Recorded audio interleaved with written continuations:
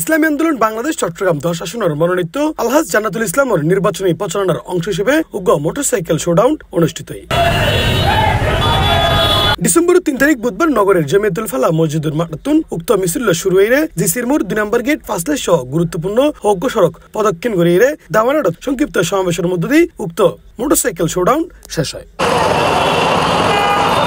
এই সময় হয় 17 বছর পর জনগণ ভোট দেওয়ার সুযোগ পেয়ে আর এই সুযোগে জনগণ ইনসাফ ও ন্যায়ের ভিত্তিতে সৎ যোগ্য ব্যক্তিরে ভোট দিয়ে জয়যুক্ত করব। আমি 10 আসনের সমস্ত জনগণকে আহ্বান জানাবো আগামী নির্বাচনে ইসলামের পক্ষে হাত পাখার পক্ষে যেন সবাই ভোট দিয়ে জয়যুক্ত করে।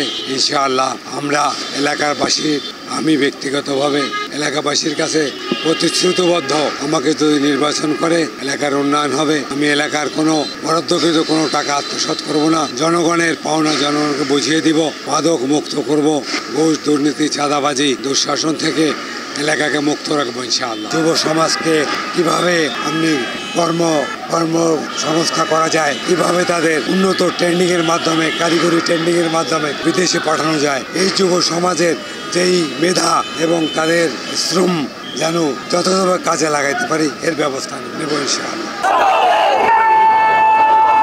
C plus Chittagong.